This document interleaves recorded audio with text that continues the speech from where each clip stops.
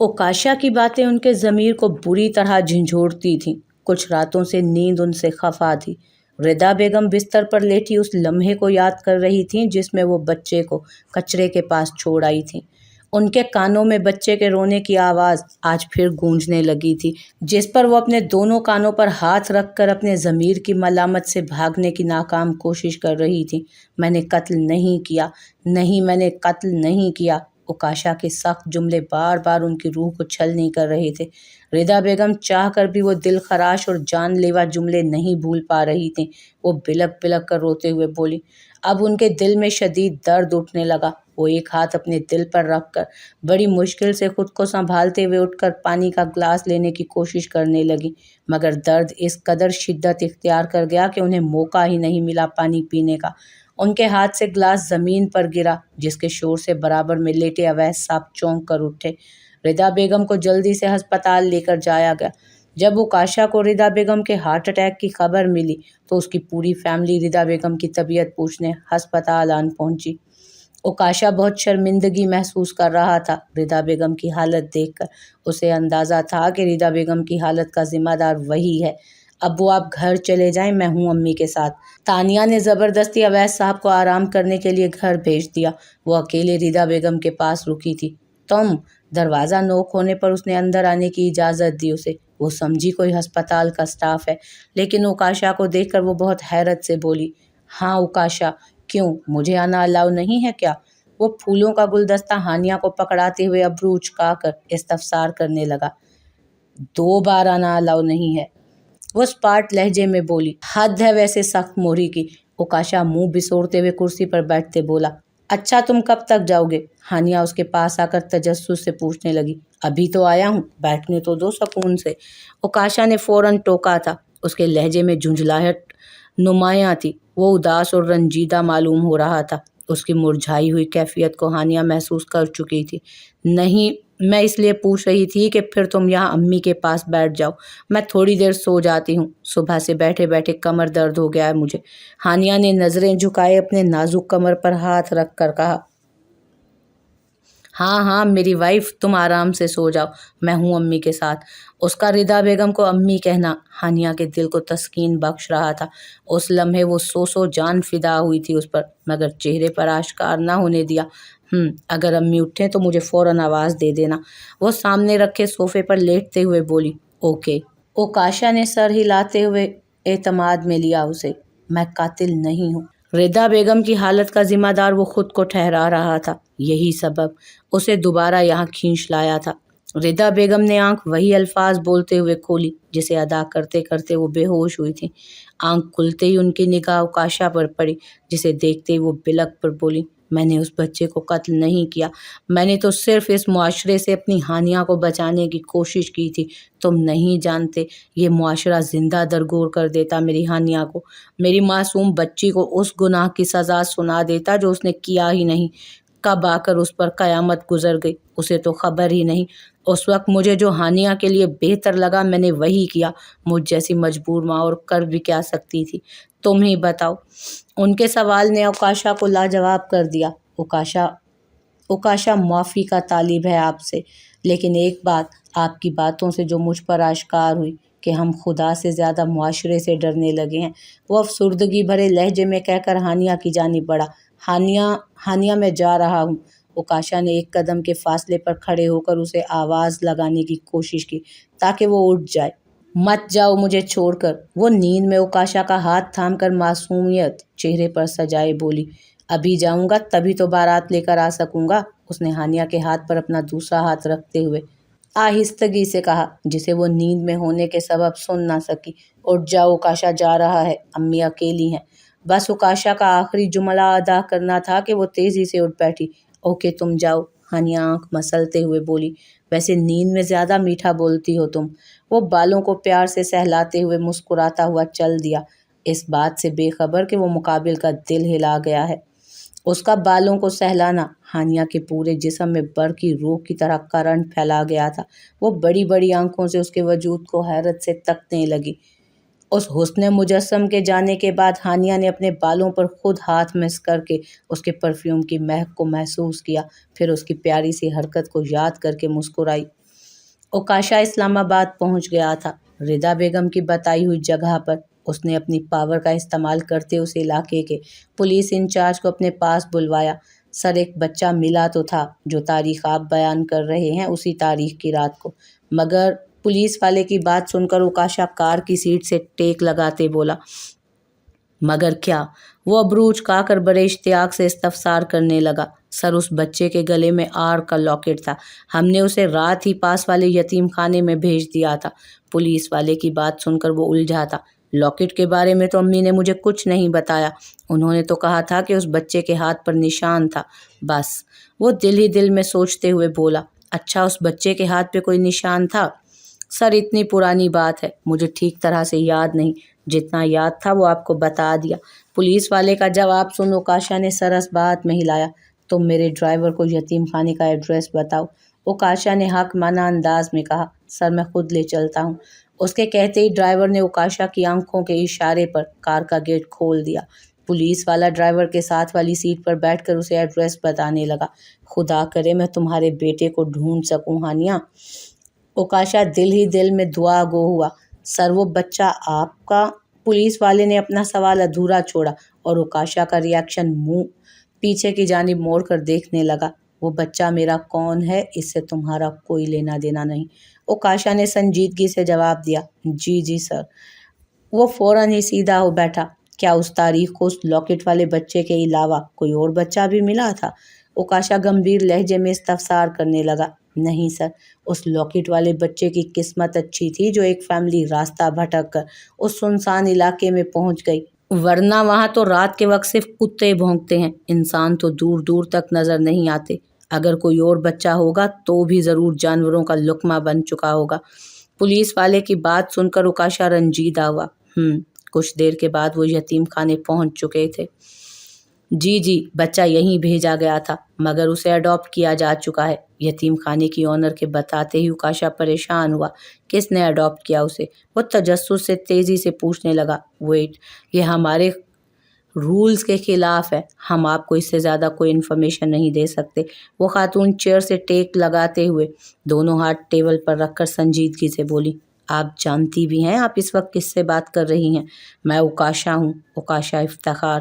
So please یہ rules مجھے مت بتائیں، مجھے صرف وہ بتائیں جسے جاننے کے لیے میں اتنی دور آیا ہوں۔ اوکاشا کے روبدار انداز میں کہتے ہی پولیس والے نے اونر کو اشارتاً بتانے کا کہا۔ سوری سر، پر آپ پہلے مجھے یہ بتائیں کہ آپ کا راہب سے کیا رشتہ ہے، کیوں ڈھونڈ رہے ہیں آپ اسے؟ وہ خاتون نہایت اشتیاق سے استفسار کرنے لگی۔ بیٹا ہے وہ اوکاشا کا، اوکاشا نے بھرمدار آواز میں کہا، جسے سنتے ہی پولیس والے اور یتیم خانے کی اونر کے کان کھڑے ہوئے۔ اگر وہ آپ جیسے امیر آدمی کا بیٹا ہے تو وہ کچرے میں کیا کر رہا تھا؟ راحیلہ بیگم کی فیملی کو وہ کچرے میں ملا تھا، وہ خاتون سخت لہجے میں پوچھنے لگی۔ فالتو کے سوالات کر کے میرا اور اپنا قیمتی وقت ضائع نہ کریں اور جلدی بتائیں راہب کو اڈاپٹ کس نے کیا؟ اوکاشا نے اس بار مزید سرد لہجے میں کہا تو وہ خاتون جھینپ گئیں، فائلز کھولنے لگی۔ ابریش ملک نے راہب کو اڈاپٹ کیا ہے۔ اس خاتون کا انکشاف اوکاشا کے سر پر ایٹم بم کی طرح پھوٹا۔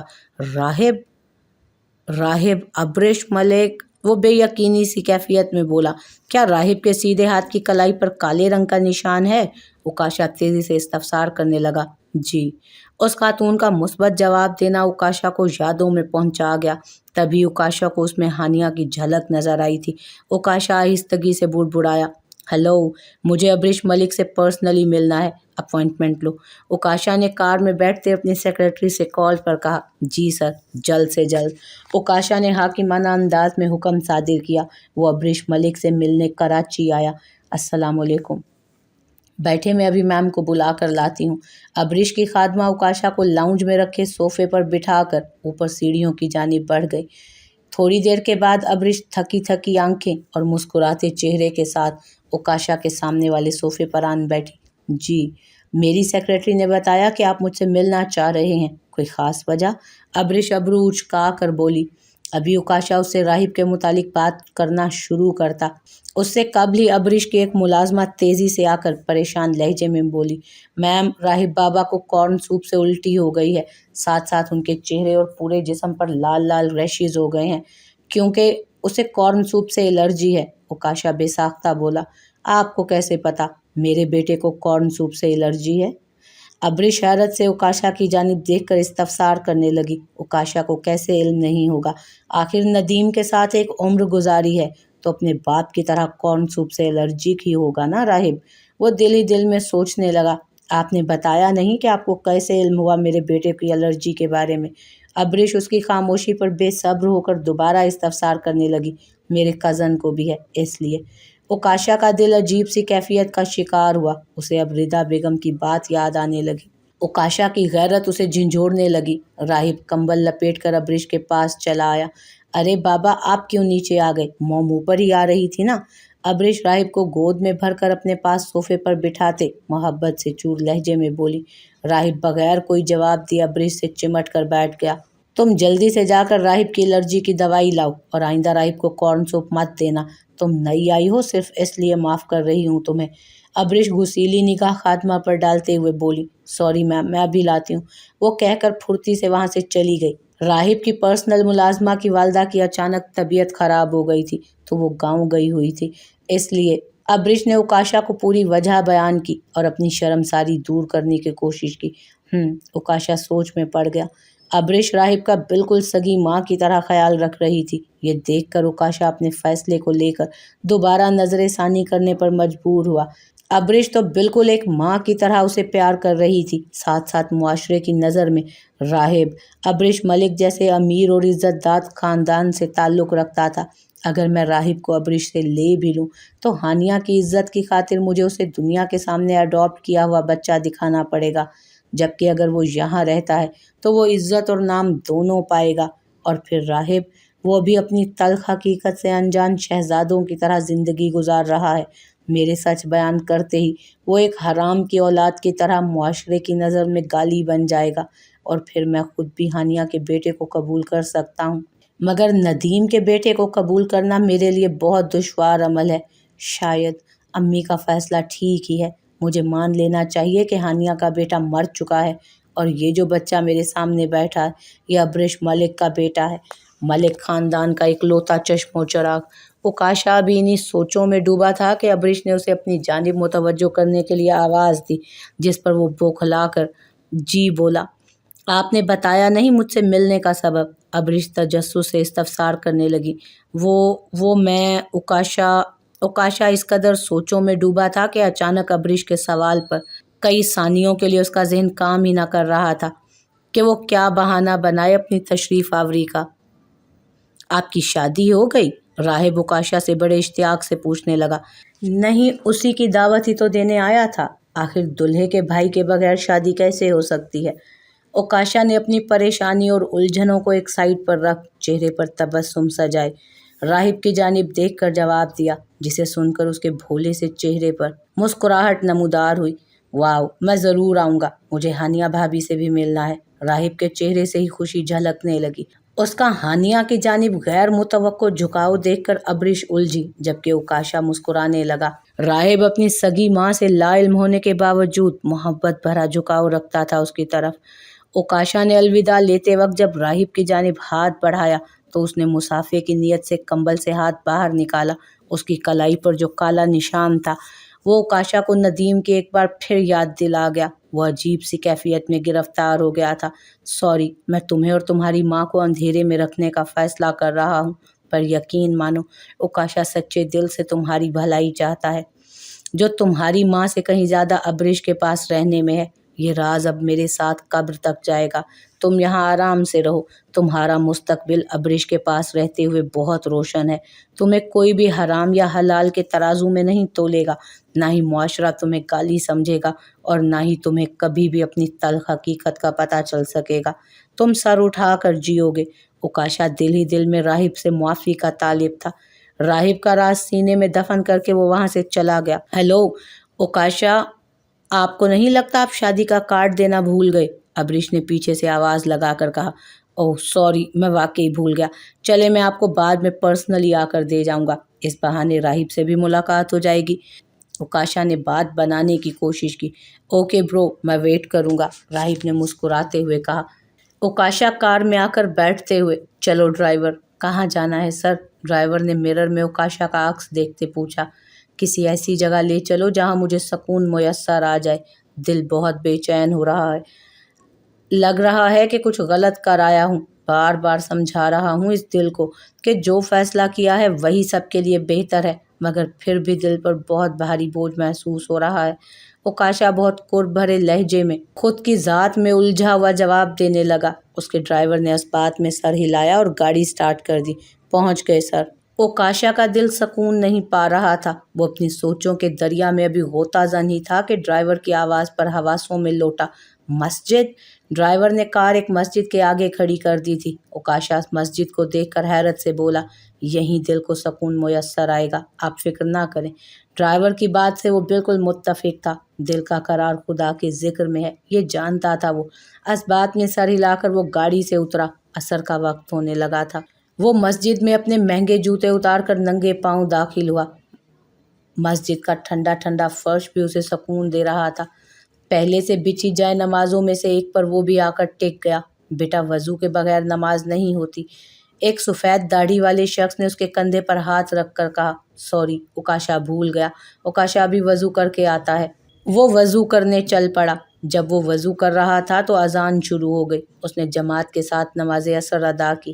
یا اللہ، مجھے معاف کر دینا، میں ایک ماں اور بچے کو اندھیرے میں رکھ کر جدا کر رہا ہوں، پر تو گواہ ہے۔ اوکاشا کے دل میں ان دونوں ماں بیٹے کے لیے صرف بہتری کا خیال ہے۔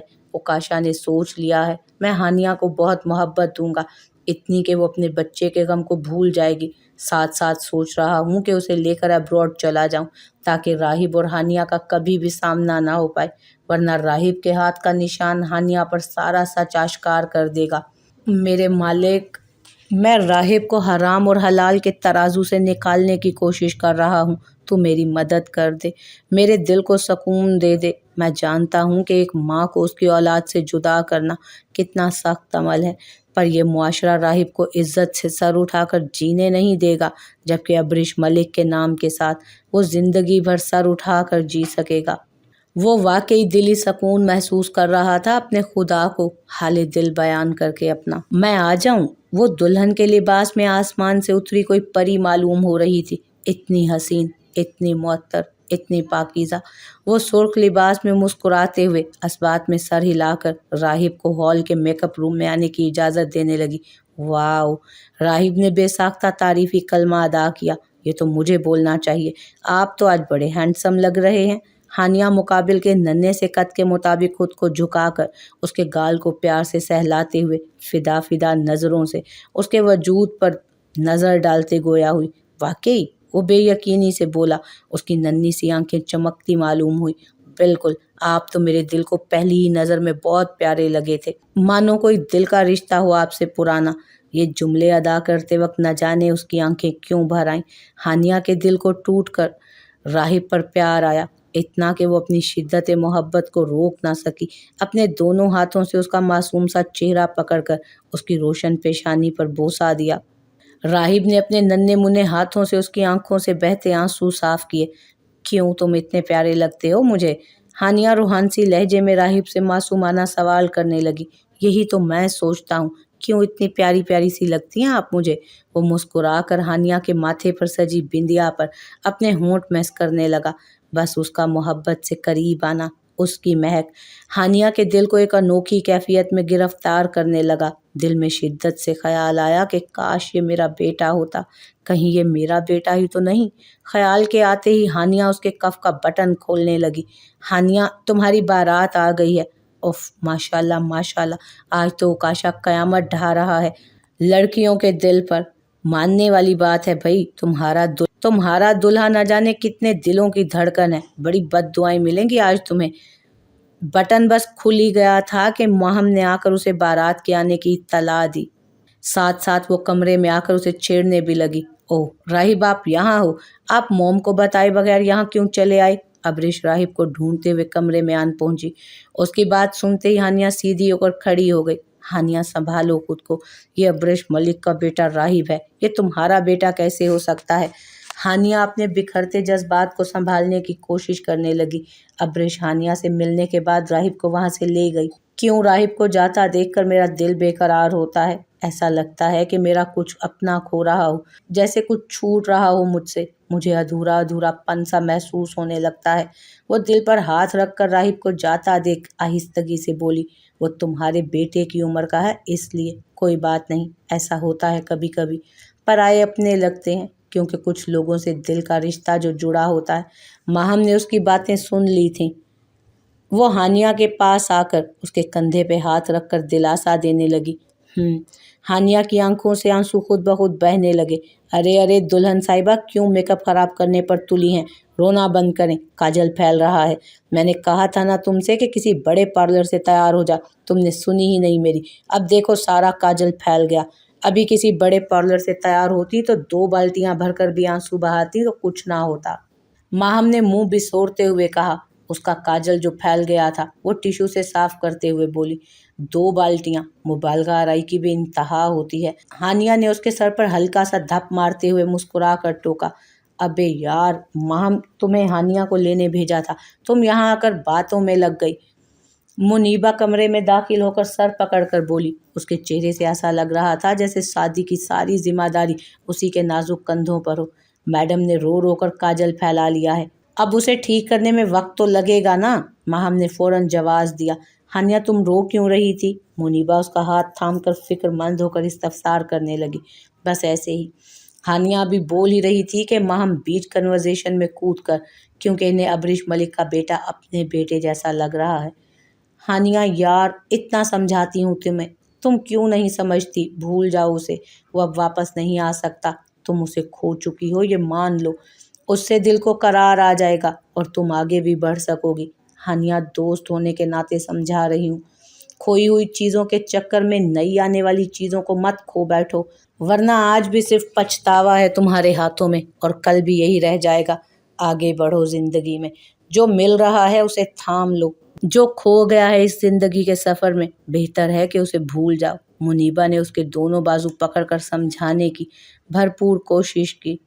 اچھا اچھا، اب رونا مت شروع ہو جانا پھر سے، سارا کاجل پھیل جائے گا، اتنی مشکل سے تو ٹھیک کیا ہے۔ منیبا، تم اسے مزید رو لانے آئی ہو کیا؟ ماہم نے ہانیہ کو چپ کروا کر منیبا کو گھوری سے نوازتے ہوئے کہا۔ چلیں؟ ایک طرف سے ہانیہ کا شرارہ ماہم نے اور دوسری طرف سے منیبا نے پکڑ لیا۔ میں پکڑ لوں ایک سائڈ سے؟ راہب نے جب ہانیہ کو میک اپ روم سے باہر آتے دیکھا تو ابریش کا ہاتھ چھوڑ کر بھاگا چلا آیا۔ اس کا ہاتھ چھوڑ کر بھاگنا ابریش کو ناگوار گزرا۔